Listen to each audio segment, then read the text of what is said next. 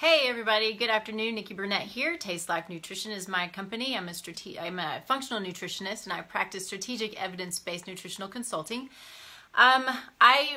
I have conversations with clients a lot, and so often it's about gut issues, and they're wondering why are their gut issues, and they tell me they've had gut issues since they were a child, stomach aches and so forth. It's pain or discomfort, and then of course all of the ugly things that can come along with that. And so I was actually talking with a potential client earlier this afternoon, and when I talk to potential clients, I always give a free 15-minute or so, consultation, talking about, or, trying to understand what's going on with them, what are their needs, let them know how I work, and then what they can expect and that sort of thing. And so it's just a constant that the problem is GI, or at least that's part of the problem is GI. It's rampant everywhere right now. And so there are questions that I ask. One of them is, do you feel bloated all the time? If bloating is involved, do you feel bloated all the time, only after certain foods, or do you feel more bloated in the evening than you did in the morning? And so that helps give me a little bit of guidance as to maybe what could be causing the bloating. But I would also say there's so many things that can cause bloating that, the questions are good. Testing is always better. But one of the things that surprises me that people have not heard of are what's called nightshades. And so that's what I want to talk about today, are nightshades. And if you don't know what they are, nightshades are tomatoes and peppers and potatoes and things like capsicum or chili pepper or chilies, that kind of thing. So all of those spices and seasonings, and they are delicious. We love them, and they're in all, Mexican food. That's really all Mexican food, right? Is tomatoes and peppers and onions, which are not nightshades, but either way, they're just in everything. And when someone comes to me and is like, I can't figure this out and I don't know what's going on, and we've ruled out some things, well, we start to look at maybe what they're eating. And so, case in point, I had a client, it's been a couple of years ago, but he was doing really well, and he told me, he's like, I feel like I'm eating, all of the good things, but I can't figure why I still don't feel good. And I asked him what he ate for breakfast, and he had an omelet with tomatoes and peppers and onions. So I told him, I said, lay off the nightshades, let's see what happens, and his problem was gone.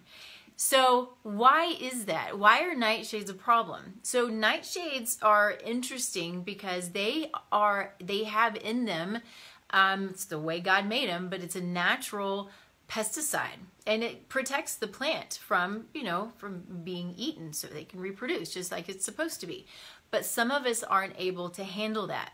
Why? Well, I don't know that anybody really knows, but I'm going to tell you something that I think is really interesting as far as I'm concerned. And this is strictly, there's no study behind this. This came from an epigenetic conference that I came from, and it was strictly an observational study, for lack of a better word. So I look for this when I'm in practice to see if I'm seeing the same patterns. But genetically, some of us are more prone to not dealing with pesticides and herbicides well. We have a pathway in our liver that helps us to detoxify pesticides and herbicides. And if we have polymorphisms that don't allow those pathways to work well, then we don't get rid of the pesticides and herbicides as well as maybe others do. Now, could it be that some of us react to nightshades because it's a natural pesticide, and genetically or epigenetically, we don't have the ability to detoxify it well? I think that that's a great point. Don't know it for sure, but I certainly look for it when I'm looking at people's genetics.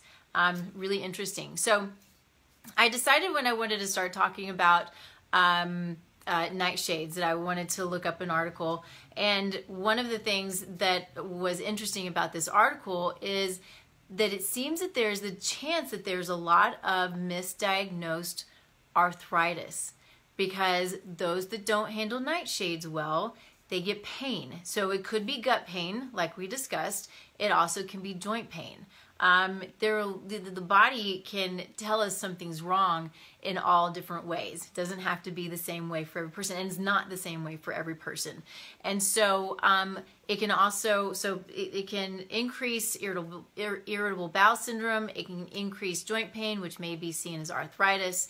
And if we take those foods out for a while, then we'll know if that's a problem. So something to think about. You know, in my practice, I feel like I'm a little bit of a detective, or anybody in the field of functional nutrition and functional medicine. It is a little bit of detective work because you want to dig to find out what's going on. You know, we're not here to cover up symptoms. I'm not here to give you a supplement that says, okay, this is going to, ease your gut spasms, or it's going to help to, take away the pain. We want to know what's creating the pain and creating the spasms.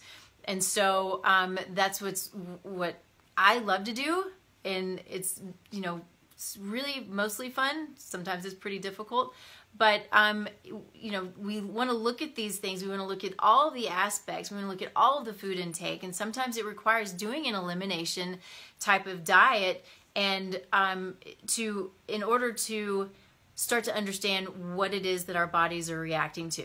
We can also do food sensitivity testing. Now, those are really great and they work really well. And sometimes we see that there are a few things that the body is reacting to and the immune system's a little upregulated. But what we can also see is that the body's reacting to all kinds of stuff. We're like, why? What is going on? Why can I only eat just a few foods? Well, it's because it's not necessarily from the foods. It's an upregulated immune system, and the body just, it's like it's forgotten how to be normal. And so I think this can happen with nightshades. It can happen with gluten. It can happen with blueberries. It can happen with all kinds of things. So back to the nightshades, understanding who your body, oh, hey, Jared. Understanding your body, why your body's reacting, how it's reacting, and what's creating it. Is it something that you truly genetically just don't do well with nightshades? Or is it there's something else going on and the body's then reacting to the nightshades or to the other things? So looking at that, looking at all aspects, looking at, environmental factors, your toxic load, your stress levels, all of these things affect our bodies, our digestion, our everything about us, whether it's fatigue and sleep and all of those things. So I think I'm going to post this article. I think it's a really good article because it talks about how to, what foods, all of the whole list of foods that are nightshades, and that there are also some other things, like homeopathics, tobacco, some of these things. Let's see what else. Some edible flowers, some baking powders, vodka, things like that, that can create a problem because it comes from a nightshade. So I'll post that. It also talks about a challenge, so a 3-month challenge, which makes a lot of sense. When we do elimination diets, we want to have certain foods, depending on how reactive we are to them, out of the body for at least a month. Now, that is usually not long enough, or it's not long enough for the body to recover, but it can be long enough for us to at least see, okay, maybe it's creating an issue, but to truly understand what your body is reacting to. So this talks about a 3-month challenge of taking out all nightshades and seeing if you heal and you feel better and the pain goes away and the arthritis goes away, whatever it is that you might be dealing with. And then if you bring it back in, 2 things could happen. Your body reacts to it again, or maybe you've calmed the immune system enough, which usually you probably want to have some therapeutic supplementation along with that to help heal. But it could be that at some point you can bring those foods back in again. But I would also say genetically, if you just don't have the ability to heal, to eat nightshades, it may just always be that way. So I will post this. If you have questions, let me know. If you have questions about anything else, let me know. If there are other things that you want me to talk about, I talk about what I think is interesting, but maybe you find that there are other things that are interesting, and I'm happy to address whatever questions you have as often as I can. So let me know what I can do. You can go to my website, tastelifenutrition.com, and give me some questions below and let me know if there's anything you need. And I will see you next time. Bye, guys.